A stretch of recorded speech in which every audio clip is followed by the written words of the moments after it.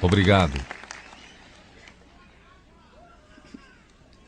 É uma honra estar com vocês hoje nessa formatura de uma das mais excelentes universidades do mundo.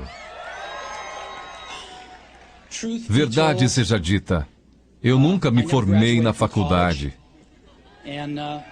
Esta foi a vez na vida em que eu cheguei mais perto de uma formatura de faculdade.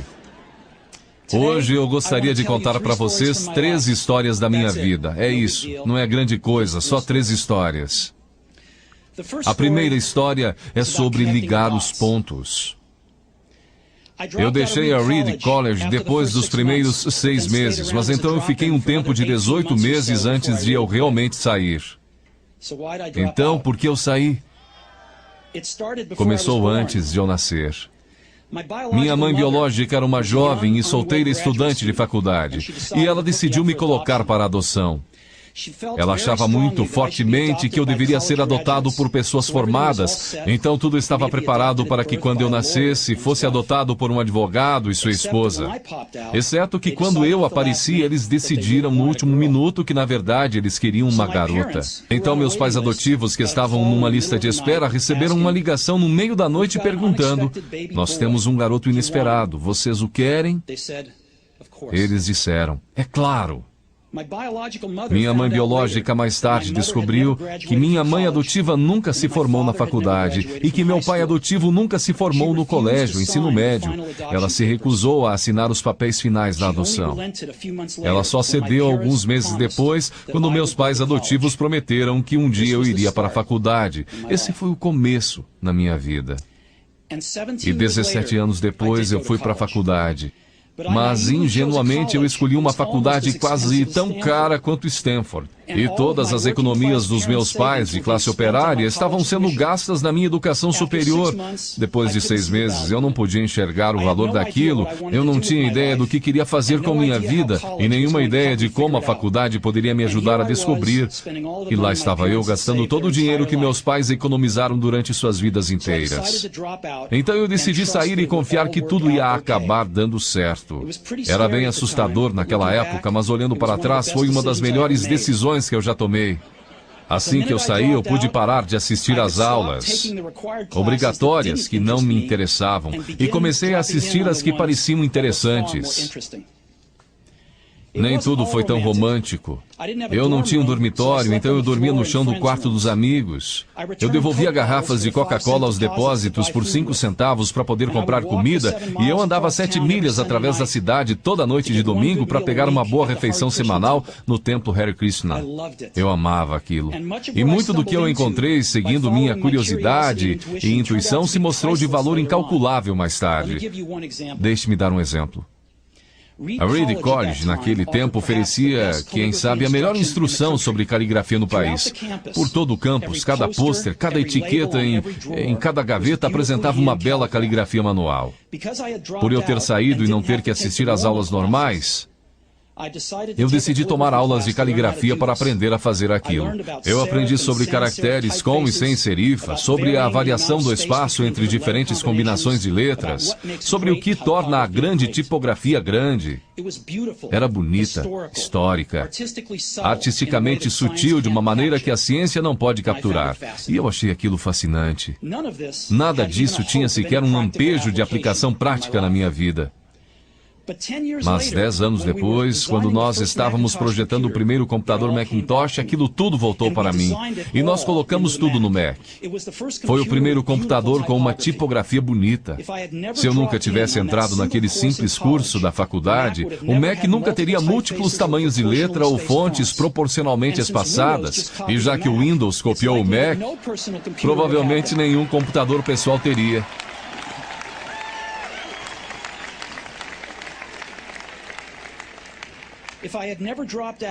Se eu nunca tivesse deixado a faculdade, eu nunca teria entrado na aula de caligrafia, e os computadores pessoais poderiam não ter a maravilhosa tipografia que eles têm.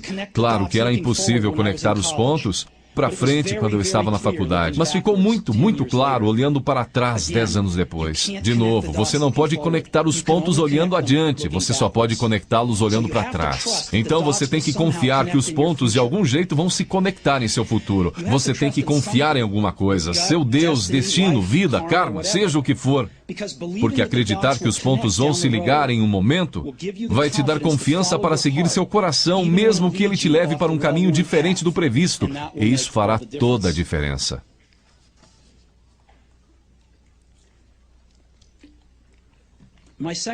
Minha segunda história é sobre amor e perda. Eu fui sortudo. Encontrei o que eu amava fazer cedo na vida. Woz e eu começamos a Apple na garagem dos meus pais quando eu tinha 20 anos. Nós trabalhamos duro e em 10 anos a Apple cresceu de apenas nós dois numa garagem para uma companhia de $2 bilhões com mais de 4 mil empregados. Nós acabávamos de lançar nossa maior criação, Macintosh, um ano antes, e eu fizera 30 anos. E então eu fui demitido. Como você pode ser demitido de uma empresa que você começou? Bem, conforme a Apple cresceu, nós contratamos alguém que eu achava muito talentoso para levar a empresa comigo. E no primeiro ano, mais ou menos, as coisas saíram bem. Mas então nossas visões do futuro começaram a divergir e, eventualmente, nós tivemos uma briga. Quando isso aconteceu, nosso quadro de diretores ficou do lado dele. Então, aos 30 anos, eu estava fora, e muito escandalosamente fora. O que tinha sido o foco de toda a minha vida adulta se foi, e isso me destruiu.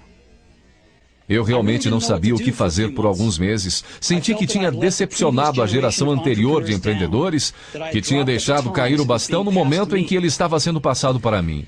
Eu encontrei David Packard e Bob Noyce e tentei me desculpar por ter estragado tudo daquela maneira.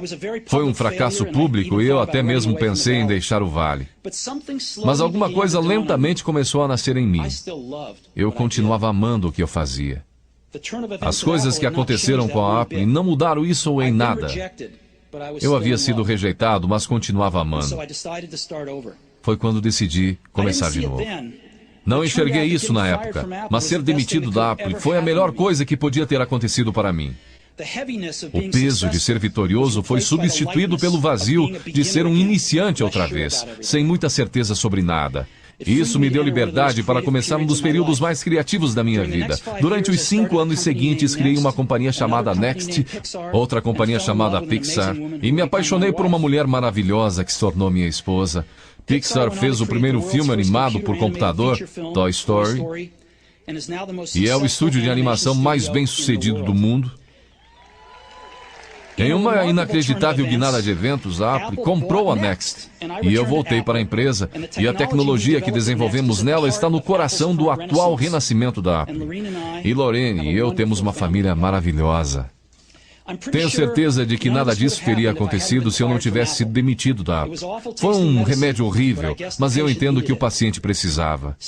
Às vezes a vida bate com um tijolo na sua cabeça. Não perca a fé. Estou convencido de que a única coisa que me permitiu seguir adiante foi o meu amor pelo que fazia. Você tem que descobrir o que você ama. Isso é verdadeiro tanto para o seu trabalho quanto para com as pessoas que você ama. Seu trabalho vai preencher uma parte grande da sua vida. E a única maneira de ficar realmente satisfeito é fazer o que você acredita ser um ótimo trabalho. E a única maneira de fazer um excelente trabalho é amar o que você faz. Se você ainda não encontrou o que é, continue procurando. Não sossegue. Assim como todos os assuntos do coração, você saberá quando encontrar. E como em qualquer grande relacionamento, só fica melhor e melhor à medida que os anos passam. Então continue procurando até você achar. Não sossegue.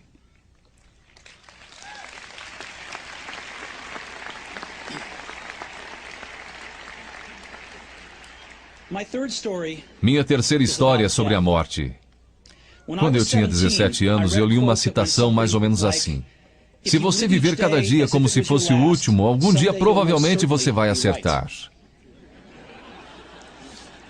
Aquilo me impressionou e desde então, nos últimos 33 anos, eu tenho olhado no espelho cada manhã e perguntado a mim mesmo, se hoje fosse o último dia da minha vida, eu ia querer fazer o que eu vou fazer hoje? E sempre que a resposta foi não, por vários dias seguidos, eu soube que eu tinha que mudar alguma coisa. Lembrar que eu logo vou estar morto é a ferramenta mais importante que eu já encontrei para me ajudar a fazer grandes escolhas na vida. Porque quase tudo, toda a expectativa exterior, todo o orgulho, todo o medo de dificuldades ou falhas, estas coisas simplesmente somem em face da morte, deixando apenas o que é realmente importante. Lembrar que você vai morrer é a melhor maneira que eu conheço para evitar a armadilha de achar que você tem algo a perder. Você já está nu, não há razão para não seguir seu coração. Mais ou menos há um ano eu recebi um diagnóstico de câncer. Eu fiz um exame às 7h30 da manhã e ele mostrou claramente um tumor no meu pâncreas. E eu nem sabia o que era um pâncreas. Os médicos me disseram que era quase com certeza um tipo incurável de câncer e que eu não devia esperar viver mais do que de 3 a 6 meses. Meu médico me aconselhou a ir para casa e botar meus negócios em ordem, o que no idioma dos médicos significa prepare-se para morrer. Significa tentar dizer aos seus filhos tudo o que você pensou que teria os próximos 10 anos para lhes dizer em apenas uns poucos meses. Significa ter certeza que tudo está no lugar para que seja tão fácil quanto possível para sua família. Significa dizer adeus. Eu fiquei com aquele diagnóstico o dia inteiro. Depois, naquela noite, eu tive uma biópsia, em que eles enfiaram um endoscópio na minha garganta através do meu estômago e dentro dos meus intestinos, colocaram uma agulha no meu pâncreas e pegaram algumas células do tumor. Eu estava sedado, mas minha esposa, que estava lá, me disse que quando eles viram as células no microscópio, os médicos começaram a chorar, porque descobriram que era uma forma muito rara de câncer pancreático que seria curável através de cirurgia. Eu fiz a cirurgia e hoje eu estou bem.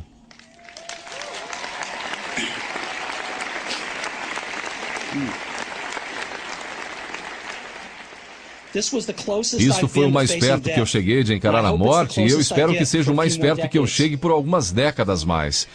Tendo sobrevivido, hoje eu posso dizer isto a vocês com um pouco mais de certeza do que quando a morte era um conceito útil, mas puramente intelectual.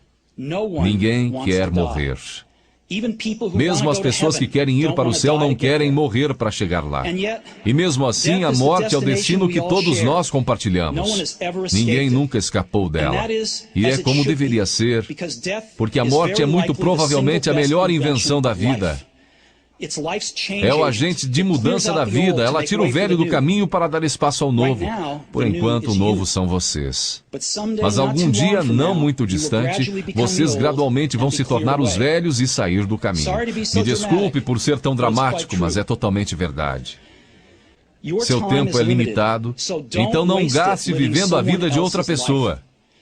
Não caia na armadilha do dogma, que é viver com os resultados do pensamento de outra pessoa. Não deixe o ruído da opinião alheia sufocar sua voz interior. E mais importante, tenha coragem de seguir seu coração e sua intuição. Eles, de alguma forma, já sabem o que você realmente quer se tornar. Tudo mais é secundário.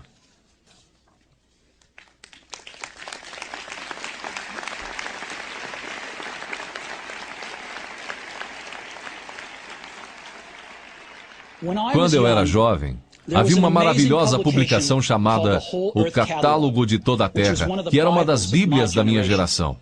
Foi criada por um camarada chamado Stuart Brand, não muito longe daqui, em Menlo Park. E ele deu vida à publicação com seu toque poético. Isso foi no final dos anos 60, antes dos computadores pessoais e da editoração eletrônica, então tudo era feito com máquinas de escrever, tesouras e câmeras Polaroid. Era tipo o Google formato brochura, 35 anos antes do Google aparecer. Era idealista e com abundância de recursos elegantes e ideias brilhantes. Stuart e sua equipe publicaram várias edições de O Catálogo de Toda a Terra, e então, quando seu papel estava cumprido, eles publicaram uma edição final. Era meados dos anos 70 e eu tinha a idade de vocês. Na contracapa da edição final havia uma fotografia do amanhecer em uma estradinha de terra, do tipo em que você poderia ficar pegando carona se você for aventureiro. Embaixo dela estavam as palavras Stay hungry, stay foolish. Era a mensagem de despedida deles ao sair do ar. Stay hungry, stay foolish. E eu tenho sempre desejado isso para mim mesmo. E agora, a vocês, se formarem para começar outra vez. Eu desejo isso a vocês. Stay hungry, stay foolish. Muito obrigado a todos vocês.